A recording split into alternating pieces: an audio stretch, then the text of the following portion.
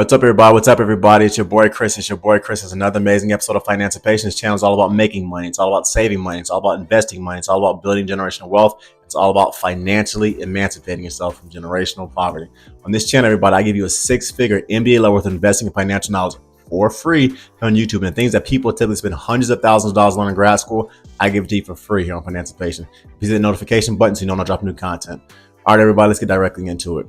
If you are watching the markets right now, everyone, the stock market is literally plummeting, and everyone keeps saying on social media, Chris, should I buy the dip now or should I buy the dip later? They keep saying buy the dip, buy the dip, buy the dip. Here in the first quarter of 2025, everybody's talking about sell all your stocks and essentially make out right now. Firstly, let's talk about the concept, everyone, of buying the dip and what it actually means. So the stock market, everybody, is practically in free fall right now in the first quarter of 2025. And it's literally essentially going lower and lower every day. So this leads me to my first question. People continue to ask me, am I throwing my money away by investing into the stock market right now, or should I wait? So once again, if you watch Fox News, MSNBC, any of these commercial media type outlets, it's literally a talking head screaming at you saying you should probably sell your stock now and not lose any more money. But for a lot of you, you're simply asking the question, what does it mean to sell your stock, and what does it mean, more important, to buy the dip? And buying the dip, everybody, is an investment strategy where you essentially purchase stocks after the prices have dropped, hoping that they are eventually at some point going to recover and go higher in the future. And the logic is simple. It's like this. If a stock was worth $100 yesterday, but you buy it today for $80, you basically just saved $20. So when eggs are on sale, everybody, what do? You buy eggs. And by buying the dip, it essentially allows you to buy stocks when they are quote unquote on sale. But herein lies a problem. When you buy the dip, are you sure that the market is actually truly at its lowest? Or what if you buy the dip now and it falls even further? Or let's say you wait for the market to quote unquote get worse, but then it improves and then you missed your opportunity. That is why I've never been a fan, everybody, of market speculation or trying to time the market or waiting to the perfect time to buy the dip, because no one can essentially predict when the market is going to improve. So instead of buying the dip, you need what I call a strategy. My personal opinion is that instead of trying to time the market, you need a structured way to enter the stock market that does not rely on guessing the bottom or trying to buy a mysterious dip. So let me walk you through 5 distinct strategies, okay, that help you invest into the stock market and buy the proverbial dip and efficiently build your family's generational wealth. This is the most optimal way, in my opinion, to invest into the stock market during the upcoming market crash that we're seeing that's definitely occurring all around us right now. Firstly, let's start with the numbers. How bad is the stock market right now? So in 2025, at the time I'm recording this, the stock market peaked in January 2025, right before the inauguration. And today, the S&P 500 is down more than 10%. The NASDAQ is down more than 15%. At the time of this recording in 2025, individual stocks like Tesla are down over 50%. And they have lost over $700 billion in their value. Nvidia is down 25%. Meta is down 25%. Microsoft is down 20%. Amazon is down 20%. And Apple are down 20%. And these are the tech heavyweights that make up a large percentage of the stock market. All of them are down over 20%. So what's interesting is while these numbers are ugly, there is no way to tell whether or not these numbers and these stock tech heavyweights are going to fall even further, as it could conceivably get even worse. So what's the best way to invest in this type of environment?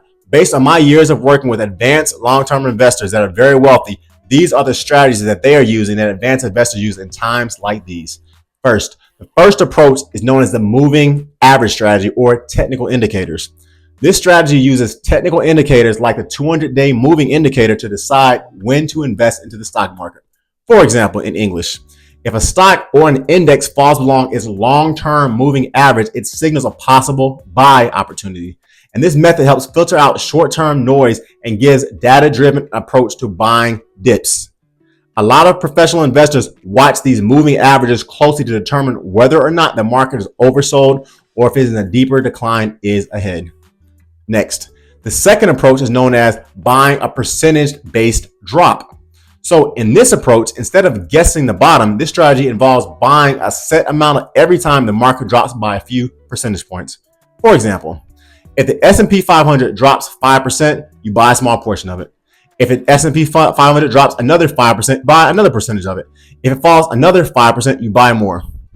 This approach helps you to take advantage of prices falling without going all in too early. And if the market rebounds sooner rather than expected, you still make money regardless whether the stock goes up or whether it goes down.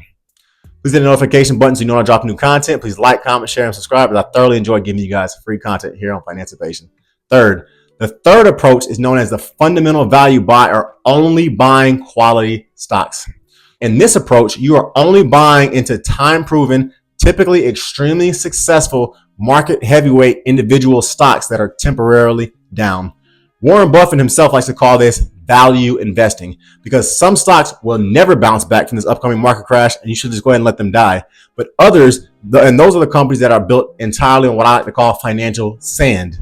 And they are built completely off of speculation. And when investors start to really look at their books for these particular companies, they realize these companies will fail and they just let them die. But when investors look at companies with strong balance sheets, these are the type of companies like Microsoft, Google, Amazon that you want to invest into in times like this. So look at companies with strong earnings, low debt, and competitive advantages, and avoid companies, everybody, that are struggling with fundamental business problems. So focus on sectors that are likely to rebound and strongly when the market comes back. For example, if Apple, Microsoft, or Nvidia fall 20%, but their core businesses are solid and are strong, that could be a strong buying opportunity for you. But if a company's fundamentals are weak and they are crumbling, the dip might never recover, and let those companies die and don't invest into them. However, with the explosion of AI, Google, Microsoft, and Nvidia, in my opinion, are prime examples of companies that are going to come roaring back once the stock market comes back. And once all this stuff that's kind of going on in the world kind of dies down, because those companies are built, in my opinion, on financial rocks. Tesla, however, I think is uniquely positioned to never recover, considering some of the things their CEO has said in countries like Germany and Canada.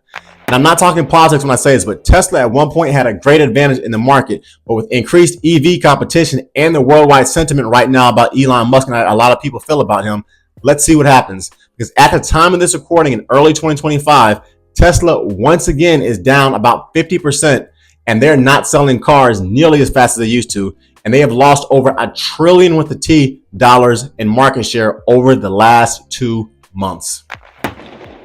So once again, let's see if Tesla recovers, and time once again will tell.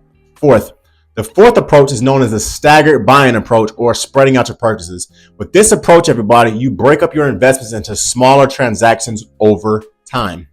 For example, let's say you have $10,000 to invest, right? And instead of investing all of it at once, you only invest $2,500 at the beginning. And if the market drops further, you invest another $2,500 next month. And if the market drops even further, you invest another $2,500 next month. And you repeat the process, essentially giving yourself flexibility if the market continues to crash. This way, if the market recovers quickly, you're already invested into it. But if it keeps falling, you still have cash to take advantage of even better prices. The fifth and final approach is known as dollar cost averaging. And what's interesting is that when my wife and I first got on our financial journey, we talked about all 5 of these approaches, okay? And this is the approach that we decided to go with several years ago.